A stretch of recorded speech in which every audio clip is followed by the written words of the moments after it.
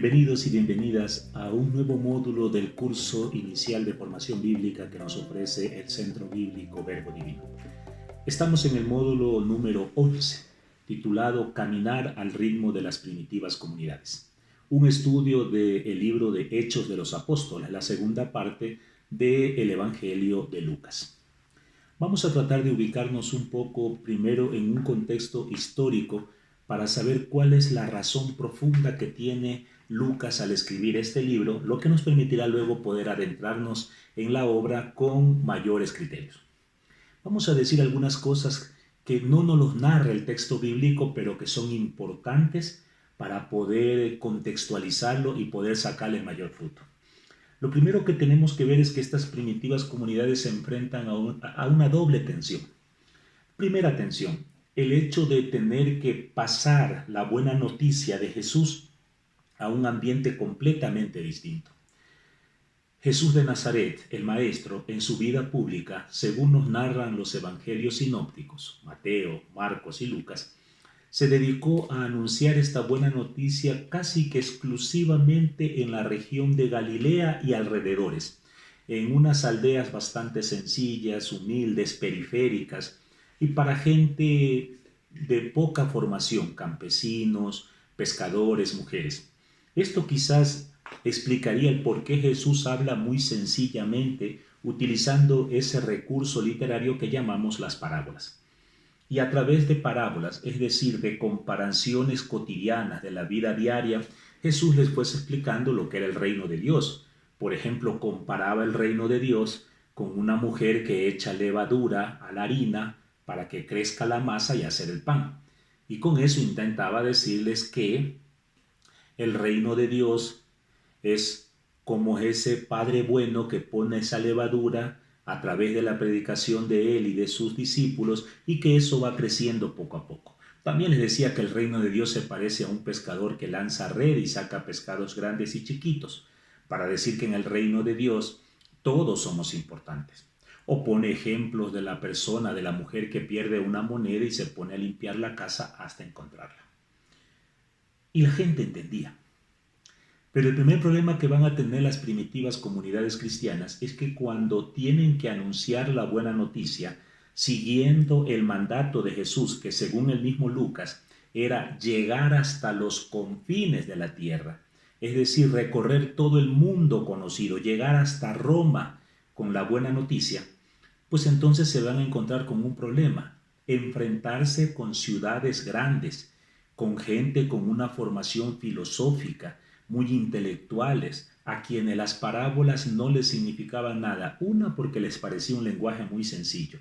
Y número dos, porque esos ejemplos correspondían a lo que ellos vivían en la región de Galilea, que no es lo mismo a lo que vivían en otras regiones o ciudades como Corinto, como Éfeso, como la región de Galacia o como la misma Roma. Las primitivas comunidades se vieron con muy serias dificultades para poder anunciar la buena noticia. Incluso Hechos de los Apóstoles nos va a decir que el mismísimo Pablo, llegando a Atenas, se encontró con un cierto rechazo de la gente al escucharlo hablar de cosas que les parecían a ellos insignificantes. El segundo problema es precisamente con relación al reino de Dios, porque Jesús había puesto algunos ejemplos, pero nunca explicó claramente, no definió lo que era el reino de Dios.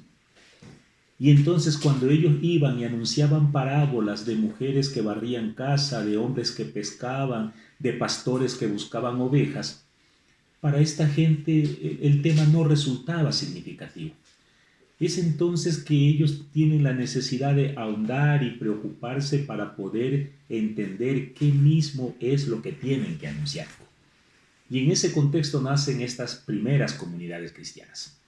Primeras comunidades que se van a enfrentar a este y a otros problemas muy serios que el libro de Hechos de los Apóstoles los va a resumir y a tratar.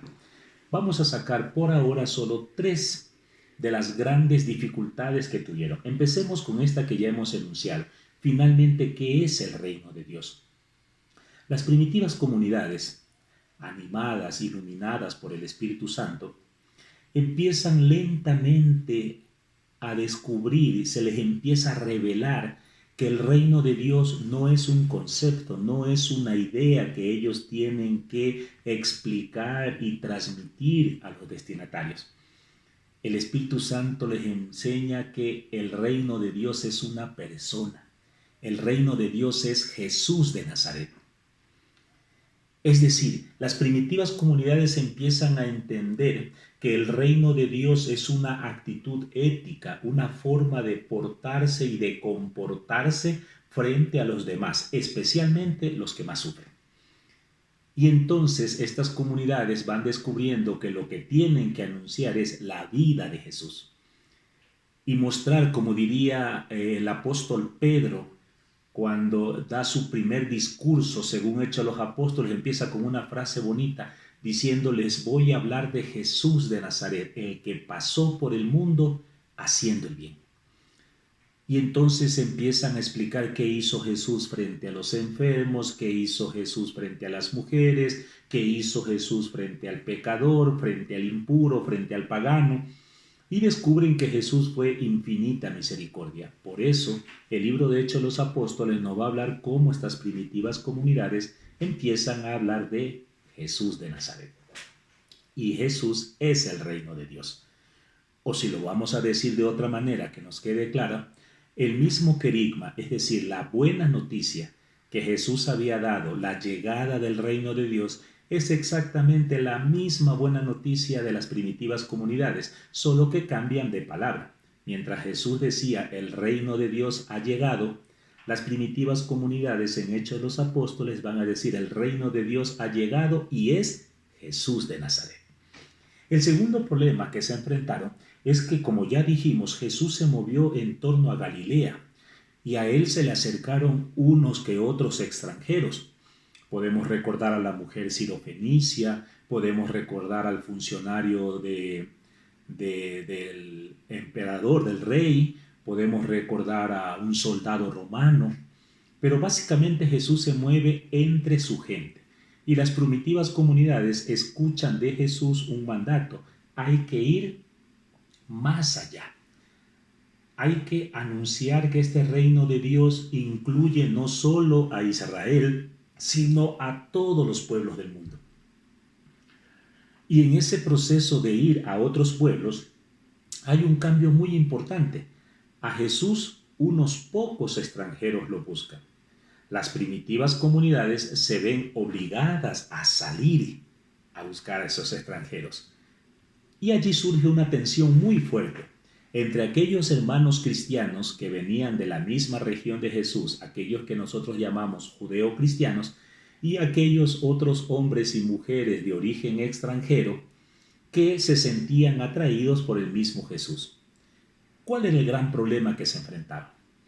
Para seguirlo a Jesús, estos extranjeros tenían que primero volverse judíos como era Jesús, ¿o no? Se dieron dos grandes grupos que se tensionaron entre sí: los llamados judeo-cristianos, es decir, aquellos hermanos que se habían reunido en torno a la comunidad de Jerusalén. Para ellos, para seguir a Jesús, necesariamente los hermanos tenían que cumplir con ciertas prescripciones, ciertas normas, ciertas costumbres propias de los judíos.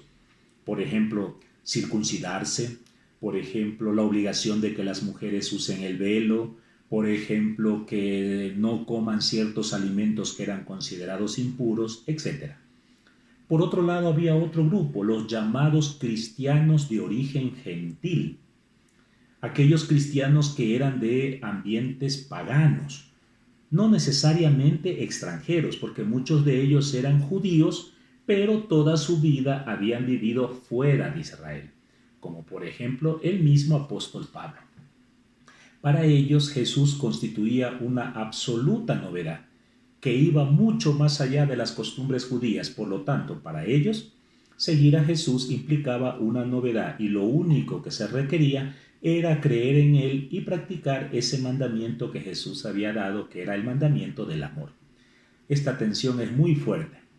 Por el lado de los judeos cristianos, lideraba el grupo Santiago. En este grupo podemos encontrar que pertenecían Pedro, Juan, Felipe, todos los seguidores de Jesús. En el otro extremo estaba Bernabé, Pablo y compañía. El capítulo 15 de Hechos de los Apóstoles nos va a explicar un poco cómo resolvieron este problema en una reunión que se llama o que se ha dado a conocer a través de la historia como el Concilio de Jerusalén. Ahí en ese concilio, inspirados por el Espíritu Santo, llegan a una conclusión. Jesús es una novedad que no rechaza a los hermanos judíos, sino que se abre al resto del mundo. Por eso toman dos decisiones. Primero, dado que Jesús es una novedad, no necesariamente tienen que cumplir con todas las normas judías. Sin embargo, por respeto a los judíos, sí se les pide que sean un poquito cautos los hermanos que venían del mundo gentil. Y con esto la iglesia se abrió para poder ir a todo el mundo en eso que hasta hoy sigue siendo nuestro mayor desafío como iglesia, ir a todos los pueblos a anunciar el gran amor que Dios nos tiene. Y sobre eso quiere hablarnos el libro de Hechos de los Apóstoles. Y lo va a hacer como en especie de círculos concéntricos.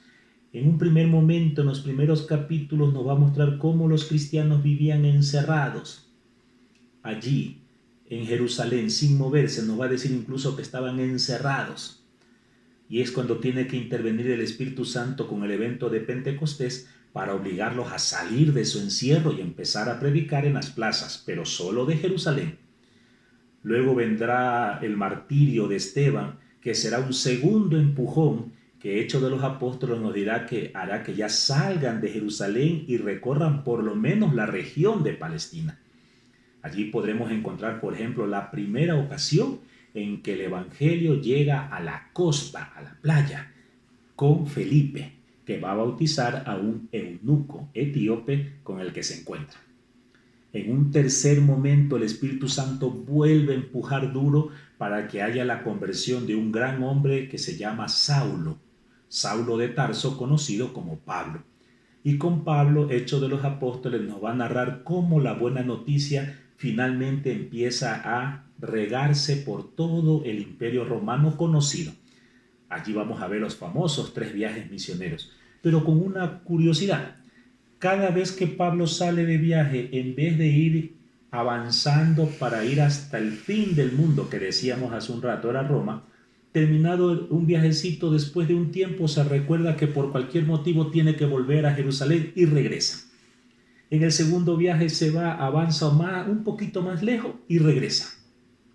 En el tercer viaje llega hasta Atenas, está a un paso de Roma y se regresa. Y parece curioso, pero esa es la intención de Lucas. Lucas quiere demostrar cómo las primitivas comunidades, si bien están entusiasmadas y con ganas de anunciar la buena noticia, no logran entender que tienen que ir muchísimo más allá de donde ellos creen que tienen que ir. Y por eso constantemente Pablo está regresando. En el tercer viaje de regreso, Lucas va a hacer un paralelo muy simpático con la vida de Jesús y Pablo, ¿no? Así como Jesús fue a Jerusalén, Pablo vuelve a Jerusalén. Así como Jesús fue al templo, Pablo también entra al templo. Así como a Jesús lo cogen preso, a Pablo también lo cogen preso. La única diferencia es que mientras a Jesús lo crucifican, Pablo reclama su derecho de ser ciudadano romano y que no lo pueden matar. Y entonces el Espíritu Santo hará que lo vayan llevando por lo menos preso en un cuarto viaje, que ya no es misionero, sino llamado un viaje de cautividad. Finalmente, encadenado y todo, llegará a Roma, que era el objetivo que se habían planteado. O sea, lo vamos a decir de otra manera. El libro de Hechos de los Apóstoles nos quiere narrar las diferentes tensiones y dificultades que tuvieron nuestros primeros hermanos cristianos para poder primero comprender ellos mismos y después transmitir la buena noticia. 3 ideas que nos deberán quedar muy grabaditas antes de empezar nuestro estudio. Número 1, que el reino de Dios para las primitivas comunidades y para nosotros no es una idea, no es un estado material, geográfico. El reino de Dios es una actitud, es una forma de ver, entender y actuar frente a la vida y frente a los hermanos. Y quien mejor lo encarnó sin duda fue el Señor Jesucristo. 2, esta buena noticia que Jesús les había pedido que anuncie no estuvo exenta de dificultades, tensiones, conflictos entre hermanos, peleas, y cómo poco a poco el deseo de ser fieles a Jesús los va llevando a superar estas dificultades y problemas para cumplir con el mandato dado por el Señor Jesucristo. Y tercero, que lo he dicho aquí y allá, es la presencia del Espíritu Santo. Un Espíritu Santo que es el que realmente va guiando, va acompañando, va animando la misión. Espero que este sea un libro que podamos disfrutarlo. El folleto que ustedes van a recibir en este curso está dividido en 3 partes. En un primer tema se va a estudiar un poco en general cómo está organizado el libro de Hechos de los Apóstoles. La continuidad que tiene con el Evangelio de Lucas, el contexto en el que fue escrito, quién lo escribió, etc. Un segundo tema nos va a hablar de las primitivas comunidades, para descubrir algo que es muy importante tenerlo siempre presente. Al inicio, las comunidades fueron fieles a las necesidades de los hermanos. Por eso no hablamos solo de una iglesia original, hablamos de muchas comunidades, cada una organizándose de acuerdo a sus expectativas, necesidades, dificultades, cada una creando los ministerios que necesitaba. Algunas requerían presbíteros, otras requerían diáconos, en algunos hay muchos varones, en otras comunidades hay mujeres, siempre con la libertad de los hijos de Dios, pero obedientes al Espíritu Santo. Y en un tercer tema, vamos a estudiar en este folleto estas mismas comunidades como un lugar de convivencia, como un lugar de testimonio, como un lugar de servicio comunitario. Es apenas un abreboca lo que vamos a hacer. Tendremos que estudiarlo muy fuerte. Quiero invitarlo a todas y a todos los que van a estudiar este folleto a que tengan siempre abierta su Biblia, ir subrayando, ir sacando anotaciones, ir tratando de confrontar la noticia con lo que dice el folleto, con lo que dicen los textos de acompañamiento que están al inicio de cada módulo. Y si tienen más dudas o inquietudes, pues no duden en escribirnos, no duden en llamarnos, que en el Centro Bíblico siempre tendrán a alguien que pueda ayudarles para ir orientando y aclarando este tema. Y como es un libro que habla sobre el Espíritu Santo, pues le vamos a pedir al Espíritu Santo, al Espíritu de Dios, que sea el que nos acompañe y el que nos guíe en este libro. Que tengan una buena lectura y que sea provechosa para sus vidas personales, sus vidas familiares y para sus vidas eclesiales.